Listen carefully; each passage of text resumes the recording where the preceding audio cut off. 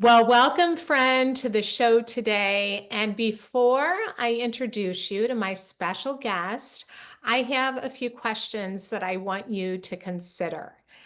Have you moved or are you thinking about moving? I think most of us would say yes at some point. We're going to move. Do you struggle with clutter? And do you struggle to build community where you are at? And would you just like to be happier where you live? Well, recently, many of you know this, I have moved from Chicago area to Dallas, Texas, and I am saying yes, yes, yes to every single one of these questions. And I'm so excited to have on the show today Ali Wenzke. And Ali and her husband Dan have moved 10 times in 11 years. Ali has lived in 7 states in the United States and written the wonderful book. And for those of you that are on YouTube watching this, the wonderful book, The Art of Happy Moving, you're seeing it, is so cute. How to Declutter, Pack, and Start Over while maintaining your sanity and finding happiness. Ali also started the blog Art of Happy Moving to help millions of people who move each year by providing practical tips on how to build a happier life before, during, and after the move. She's been on the show live with Kelly and Ryan, WGN, Fox 4, CBS 6, featured in Forbes, Real Simple, Parents, US News and World Report, and more. She is also the mother of 3 and a real estate broker for Compass in Winnetka, Illinois. And I love this. She doesn't plan on moving anytime soon. So thank you, Ali. Welcome to the show. We are so happy to have you here. Thank you so much, Cheryl. It's so great to chat with you. I really appreciate you having me on your fabulous show. Yeah, and I was so glad when you reached out to me, and it was for some event that you and Lauren, who's been a colleague and friend of mine, were doing, and I had moved. And then I looked you up, or I saw somehow you'd written this book, and I had just moved. I was like, oh my gosh, that is perfect. And then I started reading it, and it just applies to so much that I'm going through right now. And especially being an empty nester, which we're going to talk about those of you on here that have kids and are moving, because then you're dealing with kids and schools and friendships and all of that. But I find it lonely. I thought this is perfect because you can support me as I go through this, as well as supporting our listeners who are maybe not moving now, but it just seems like it's part of life that we all go through. So I want to know first, how did you write this book? Like, what got you thinking about writing this book? Yeah, so it's interesting you talk about the loneliness because that's what it was. I was so lonely when I moved from the Chicago area to Knoxville, Tennessee, and it was so hard to make friends. And I had never had that experience before. We had moved so many times, and it really surprised me. It took me 6 months to make a good friend, and that changed me. That just changed the way that I viewed everything. And so I really started with that. It's this emotional side of moving that people don't really talk about with restarting a community and how it can be difficult as an adult to make new friends. So it really started with that. I started my blog. A lot of people had reached out too that they were in the same situation of feeling lonely. And then of course I had the experience of moving. We moved 10 times in 11 years. So the decluttering, all of that, home staging, selling a home, there's just so much about it that people often don't talk about, which I think is strange because we all go through moves and it's such a big part of our lives. And so many millions of people move every single year. And I walked into a bookstore at Barnes and Noble and I asked, well, like, where's your book on moving? And they're like, moving? We don't have any books about moving. I was like, that's crazy. There are millions of people who move. How are there no books on moving? And so I figured it wasn't out there, so I should write it. And I love the way that you have written the book. I took the quiz. You have quizzes and things to really think about and to know, like, what am I even looking for when it comes to where I want to live? And what I even have to think about when it comes to why I want to move. And so, why don't you just start with telling us what are some of the big mistakes that we can make when it comes to moving?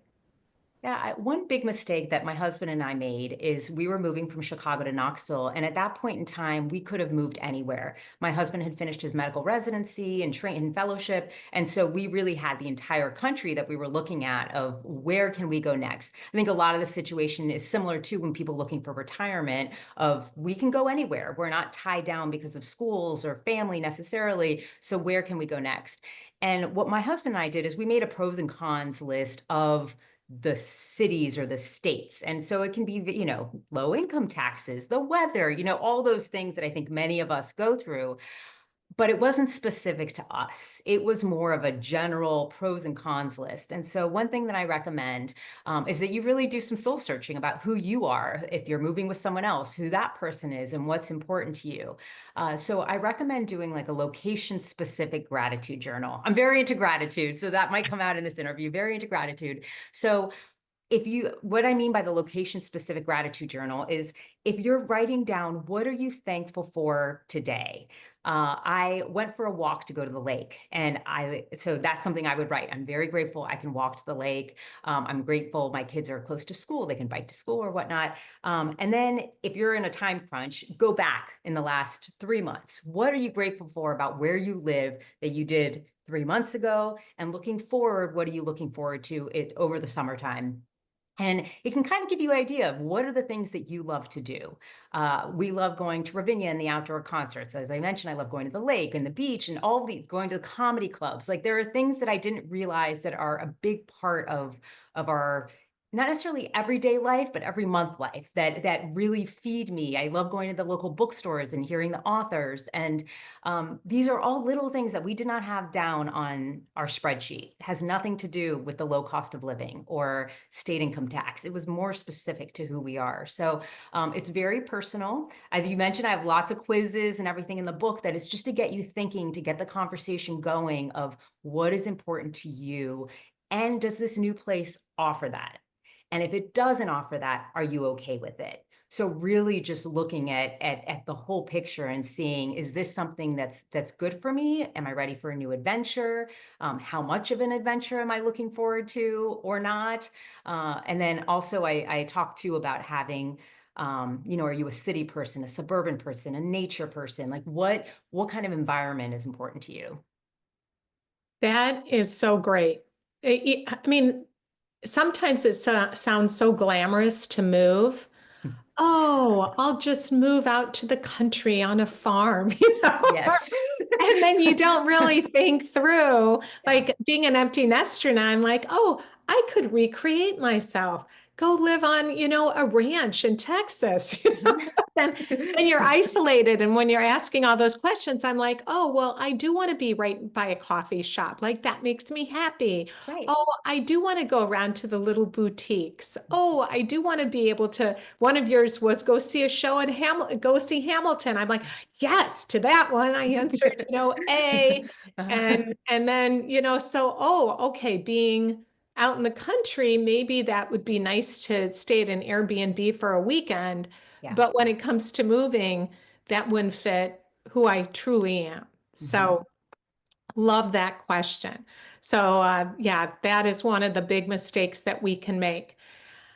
So what else when it comes to moving do we need to consider? You talk about schools Mhm. and what are some of those things that we should really think about? Yeah, again, this is very personal for everybody. So I do recommend you looking why. Why are you moving? What is the big reason you're moving? And then also looking at your life priorities. What are your life priorities? And these can change over time. I mean, maybe you're very, right now you're focused on building your career, or you want to be close to family, or what are kind of your things that are important to you right now, and then why are you moving, and do those line up? And if they don't line up, like maybe right now career advancement is very important, but you are moving to be closer to family, that might not be a good fit because it might not be the right city at the right time and all that. So it's really looking at your why are you moving and your priorities right now. And then, in general, things that are important, it is if you're looking at schools, like you mentioned, commuting, I do talk about a lot in the Oh, book yeah. because Mhm. long commutes can really impact your happiness levels. And so, is that worth it to you? To community, everything, really everything I'm going to come back to is community and gratitude. Is it the right community for you? Like you mentioned, you like going to the coffee shops. Will there be a coffee shop that you can have a community in? And I'm not saying that it's going to be like Cheers and you're going to know every single person in there all the time, but just those little connections make such a huge difference in our lives. Just knowing, the barista or just saying hi every morning, just that simple thing really makes a difference. Mhm. Yeah, community. It certainly does. And, one of the things that you talked about that I really thought about, and what I really like about your book, is that you base it on positive psychology. So it's not just, I mean, reading it feels like nourishing to me. Oh, I'm thank you. reading it and I'm just like, ooh, reading this makes me like I just opened it up, final tips for success. And you talk about routines and you talk about clutter and make all these happy things that we want to make our lives full and happy. And when I thought about it, we're in kind of getting back to where I'm at right now. We're renting. We're in a beautiful area. Those that are from Dallas that are listening or the area know Dallas. We're in Lakewood, which is really pretty. It's hilly. We're actually by a lake, um, but it's really expensive. I mean, Mhm. we came from an expensive area, but this is like off the charts expensive. And so many people are moving here. So then we're like, oh, my husband's looking because we're thinking about, where we would buy. We're not quite ready, but he's looking out further. But we have two grandkids here in the city. And then our youngest is just got married about a year ago, and they'll be having kids eventually. So what is, do you go for the bigger house because you're going to be happy that your house is bigger and people can come, or do you not? What would you say to that? Yeah. So, yeah, and I do talk about the positive psychology. And one of the things too is the hedonic treadmill, which is that our stuff is not going to make us happier over time. Like in the beginning, you might be very excited that you got the bigger television or the bigger house or whatever, but then you get used to it. And that excitement and joy and happiness, it wears off. So then you're always kind of looking for the next thing. So I am a realtor. And one of the things that I recommend to all of my clients is look for the community. You don't need the biggest house, but you want to be in a space, in a place where you feel connected. And it sounds like, I hope I'm not getting into some marital fight here. If you guys are on different sides of this, I hope, be like, look, this is what Ali said. But Totally. if you want to be close to your grandchildren and you moving further out to get the bigger house, now you're dealing with the driving time and it's harder to get to your grandkids and all of that is part of this whole equation. And so just overall, I say that the more stuff, the bigger house, the fancier things, in the long run, that's not going to make you happier. I agree. I'm going to tell him Allie said Oh that. no, I'm going to get in trouble. That's okay. He's the expert. No, Ali said, but that's fine. You can use me. That's cool. no, but I do agree. And then if you're one of the reasons we moved here is to be by family. Yeah. So, just looking for and the connection. And I think apart from relationship, we can be lonely. So when you were researching for this book and the happiness factor, what I'm hearing you say is community was one of the biggest things. Were there a few other things? Yes, I would say the biggest thing are relationships. So just that's number one. If having strong relationships with others will increase your happiness, your health, everything. Like life will be better if you have stronger relationships. And the second one is gratitude. So practicing gratitude, being grateful for what you have. And I think that kind of goes in parallel with the hedonic treadmill, that if you're always kind of searching for more, bigger, better, you're not going to be happy. But if you're grateful for the things that you have, then you will be happy because you're happy with what you have. You're grateful for it. So those are really like the two secrets to happiness are relationships and gratitude. And I do talk a lot about my book about clutter as well. And that is kind of the secret to happy moving, making moving easier, moving better. But I do think it also makes life better when you do not have a lot of clutter in your house, in your life.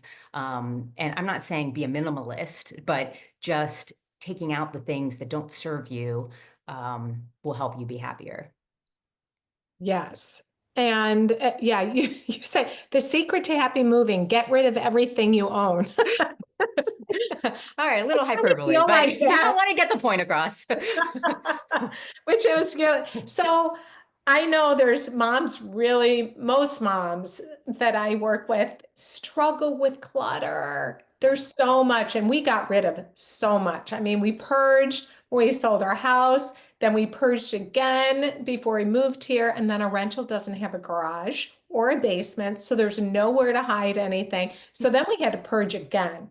And I went to the resale shops and I was like, wow, they've got great stuff here. Like it made me not worry if we need something that I have to worry about that it's going to be irreplaceable. You know what I mean?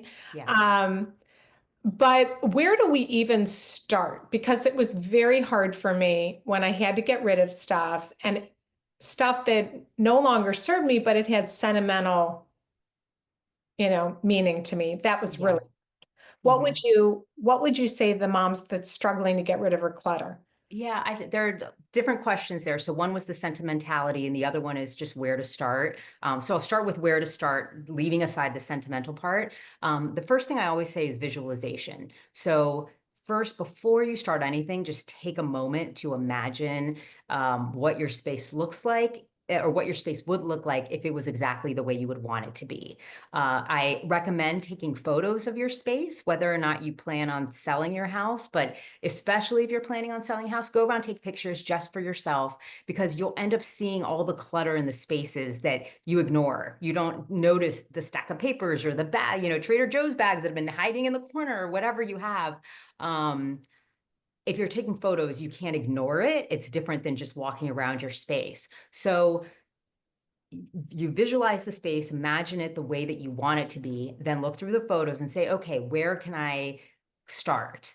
And I do have a specific decluttering order for moving, which may be different from people who are just don't even know where to. If you are very, very overwhelmed and you're sentimental, I would say start in the bathroom. Just start a bathroom drawer, because you probably don't have too many sentimental items in your bathroom.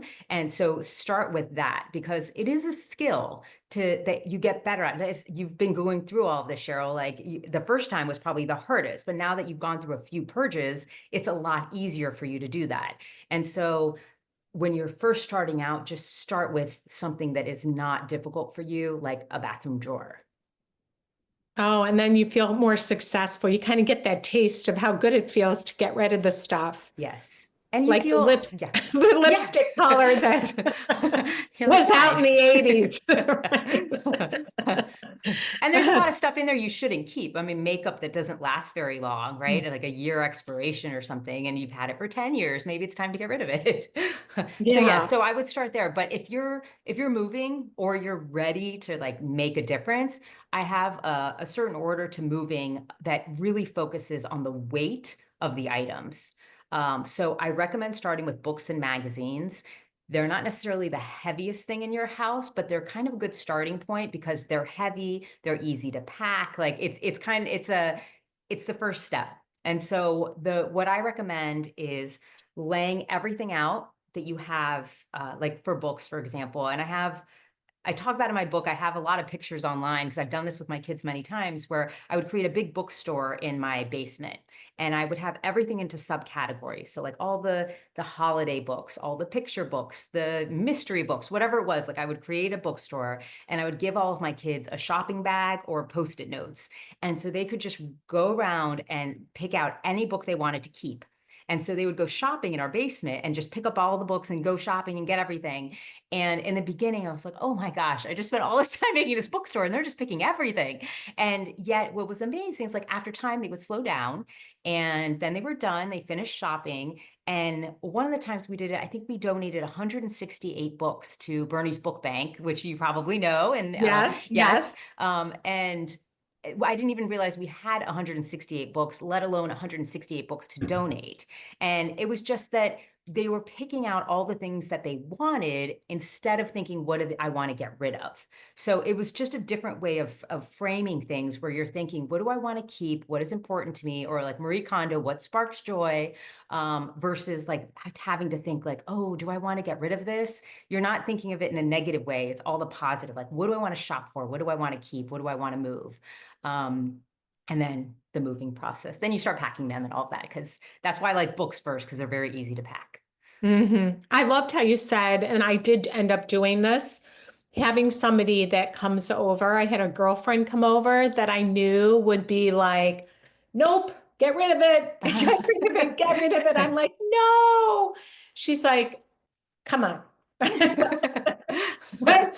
What? She actually was like, that is so ugly. I was like, oh, okay. I guess you're kind of right. It was just kind of hard for me to part with it. But then once it's gone, and what I also did is things that I were sentimental that my kids didn't really want anymore, like all the trophies. Yeah, And they're like, Mom, I do not want that. But for me, it was like, oh, Little League Baseball. Really? You don't want that? No, I took pictures perfect.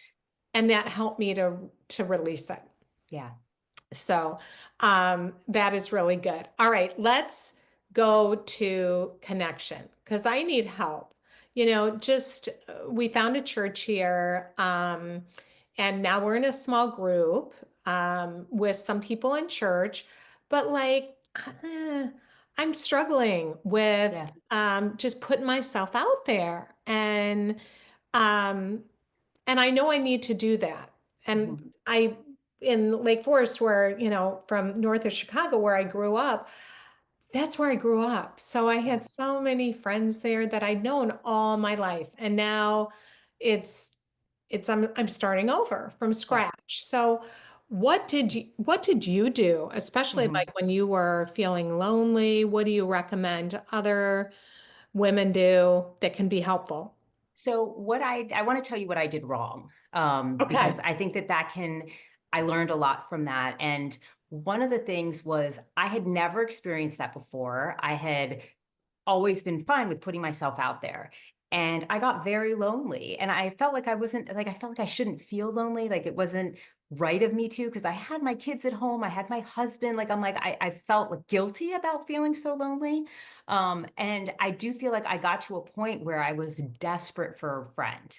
So I would say whatever you do, like if you can avoid that desperation, because it's like dating, right? Like you don't want to have this feel like you could smell desperation, right? And so Yeah. so my recommendation, and I have, since that move, is to do things that you love for you, where your goal is not to make friends. You're putting that aside, where you're doing things to feed yourself of like, I want to do something that I love. And so one of the things that I did for myself was I said, I'm going to try a new skill every single year. And I'm just going to try something new and put myself in these different situations with different people. And just because it's what I want to do. So I started off with ice skating lessons. I did knitting classes. I took guitar lessons. I took a storytelling class at Second City. So just throwing myself into different situations. And then you're doing what you are enjoying doing. And then you meet people through that who have similar interests, who are just like when you're doing something with other people and you're all excited about it, then you get to know one another, right? And instead of trying to make an effort to go in and join a friend group that has already been friends for 20 years, like that's hard. So I would say go out, get outside, first of all, go for walks, be outside, like just be outside. Don't be in your house all the time, because it's so easy for us to not Hmm. go out. So be outside.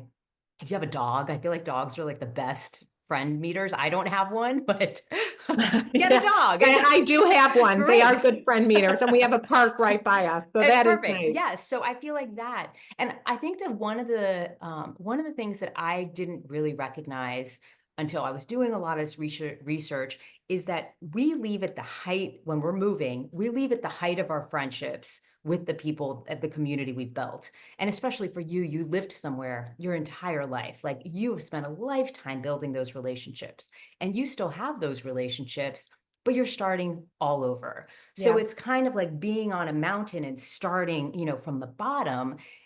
I don't know if people realize how much just what a struggle that is because you're starting all over. And I think we all need to give ourselves some grace to realize that it takes time to make friendships. It's not overnight. It's not overnight. You've Mhm. spent months, years, whatever, building these friendships. So starting with, I want to make some acquaintances. Like this is not going to be my best friend that I'm going to tell everything to, but this is someone like, who can I go see a movie with? Who can I grab a cup of coffee with? Start with that and then build on it, but just give yourself time and space. I also think it's really nice to meet other new people in town because they are in the same situation. So I host a lot of events for new people in our area because I know what it's like, and you're coming from the same place, and it just I've seen relationships build much faster when you're also new and can go from there. And that's how I met my closest friends in Knoxville. Is I found the other new people in town. I like that. My daughter that just moved here, that's what she did. And even Facebook, she met some really nice women that were new and her age. Hmm. So that's been really helpful to her. I like that. So not thinking, oh, I have to find a friend, but Yeah. more like looking for those interests and trying that you put yourself out there as far as what new things do I want to try? And I I've think that's wanted one to fun thing about join the moving too. rowing team. You should. I thought that would be really fun. It feels really scary, but I've looked and I'm like, oh, they have lessons and talking to you, I should just try it. Yes, for sure. There's something really special about trying something that's completely out of your comfort zone. And I would think whenever I was doing these, I would think about our kids too, how we're like, go sign up for ballet or soccer. We throw them into these new situations and don't think anything of it. And then when I was in it, I'm taking ice skating lessons. I'm like, oh, this is really hard. I don't know anyone. I don't know what I'm doing. Like there's all of that discomfort. And yet we expect our kids to do it all the time and don't think, I'm like, it was hard for them too, but we just think like, oh, that's just part of growing up. But I think it's really good for us to do that too, to realize I can do it. It's scary, but it's fine. And then you do something fun and you're like, that was cool. I never thought of it that way. I like that because I have moms a lot of times they get frustrated with their kids because maybe they have an activity they've done for a long time and then they hit the tween years and they want to make sure a friend's going to do it with them Hmm. because they become more self-conscious. And Hmm. I like thinking about it from our perspective of for us it's scary too. For sure. Put ourselves out there and not know anybody. Yeah. I kind of feel like I'm back in middle school. It's like, I'm like, all that young stuff is coming up for me. If you go out to coffee with a group of women, like you Yep. said, that have known each other. Yeah. So, yeah. And I was saying to somebody, I think I need to get fed from a lot of different sources. So that's where I Yes. like you talking about looking for different interests and different things. Yeah. Yeah. What about with getting your kids connected? Hmm. So one of the things I do recommend in my book, if it's possible before your move, especially, yeah, if you're before your move, to try to reach out to people on Facebook, Instagram, whatever your sphere, and say, do you know anyone who lives in the city? And to connect you with someone in that place before you even move, because it's really helpful when you get somewhere to already know somebody. They don't have to become your best friend or anything, but they can connect you to other people. So it's a lot harder to go from 0 to 1 than from 1 to 2 friends and acquaintances. So if at all possible to reach out, if you have young kids, like reach out to the schools and say, can you please connect us with a host, a family that already is there that's willing to be like our mentor family, and to just build those connections even before you get there. And if you can't do that, then yes, when you get there. And I do have a lot of tips in the book about how to help your kids be in new situations. So there's body language tips being kind of the main part of it, of what they can do in order to make new friends. And there are some scenarios in there, role plays that you could practice with them, which is what we did when our kids were little. We would just do a lot of role plays of how do you introduce yourself to someone? How do you icebreakers? Compliment someone that leads to a conversation. So just little tips like that that can make the transition not seem as hard. I like that role playing too with them. And I didn't think about because I have right now I have our grandkids live with us part-time because of the school system that's here. And it's a whole different way that they do things down here. So it's foreign. And Mhm. I've really appreciated the moms that have reached out and said, I'll answer any questions you have, and because you feel kind of lost with the way they do things if you haven't done it before. So that's very helpful. And then role playing with the kids and how to even integrate into a group of kids that have known each other for a long time and you're the new kid. Yeah, and at least from the experience I've had in researching and interviewing other families, it's very helpful to let the teacher know that your child is new, because if they're starting in a new year, everyone is new to the teacher. The teacher doesn't know that you just moved Mm-hmm. there. So letting the school know, letting the teacher know that you are new, to give that extra attention, and then maybe just letting other people know you're new as well, because at least in our schools the kids are constantly being rotated with different kids. So someone might be new to them and they don't know that they didn't live here the year before. So having your kids just bring up in conversation, or grandkids, oh, we just moved here from X, is a great conversation starter. And I know for me, when I grew up in Miami. I went to the same school with the same kids all the time. So when a new person came into school, it was the greatest thing ever. And I would like just, oh my gosh, there's a new kid, and you run over and you get to meet them. So there's an excitement about there being a new kid in school as well. Yeah, yeah. It's the new kid. Yeah. Well, it's fun. It's something Yeah, different. It's yeah, someone different. yeah, yeah. I love that. So, anything that you can, well, you know what? I had one question I wanted to ask you, and you talk about in the book. I have people say, "So, what do you think about Dallas? Do you love it?" And and how do you answer that? In a way that if you're not, and it's not that those of you that are from here, it's a wonderful place, but I'm still getting used to it. And I don't Yeah. want to, I'm like, find myself going, oh, I'm doing great, trying to get used to the traffic and, I'll have, and so what do you say? Like Yes. what can I say to that question? Because you don't want to put down the town. Right. Yeah, Yes. the So idea. I think so. That's a great question. I talk about it in the book of, it's hard when people move to not compare their new city to their old city.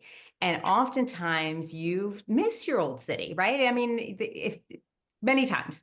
And so I do talk in my book, like, do not criticize the new town.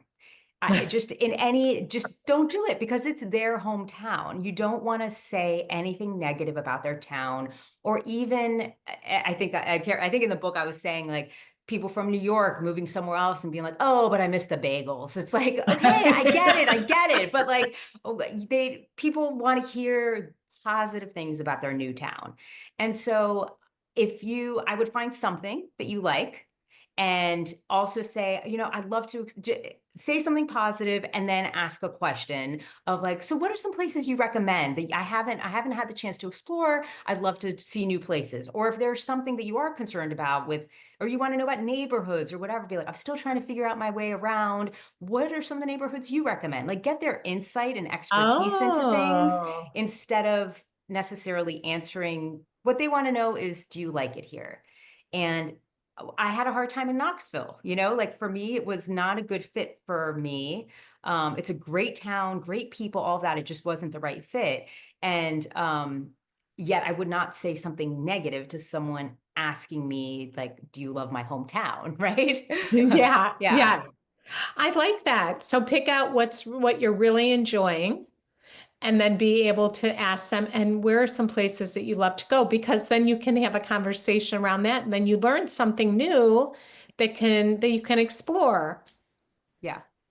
And That's then great. if they want to ask about where you were, if they want to know about the Chicago suburbs and that, oh yeah, we had a great time there, but we're enjoying living here. Have you ever been to this? Like if you want to talk about where you live, like, oh, have you ever been there? And if they haven't, okay, well, conversation's over. But Well, I love this, Allie. You've really helped. Like me, that, in reading your book, and it's so positive and uplifting and gives me tangible things that I can focus on in the gratitude part, and just finding more of those things that I love to do in order to just meet people and get out there and have fun and expand my world here and having yeah. adventures. So, um, I just really appreciate you writing this book. And there's nothing, I'd never seen a book on moving. So Oh, thank you. And yes. let people know, where can they find you? Sure. I'm really active on Instagram, so at Ali Wenzke. And then I have my blog, artofhappymoving.com, but I'm pretty active. Reach out to me if you are planning on moving or thinking about it. I've had people reach out to me too about decluttering, which has been really fun. That people are like, "Oh, I don't know if I can throw this away." I'm like, "Get rid of your French textbook," and then they'll text me later like, "I've got rid of my, high school textbook." And so yes, please reach out to me. Decluttering questions, moving questions. I love helping people through this because I know it's hard, and I've been through it, and I want to be able to help other people through it too. Yeah. Well, and you have to check her out, everybody. I'll put all the links in there and check out her book. But I also find what you're doing really interesting, because you're an entrepreneur and you take what you do for a living and you're very creative with what you do. Like Allie has this show on YouTube where she goes into her town and she talks to different people in the town. And I love that you're doing Thank you. that.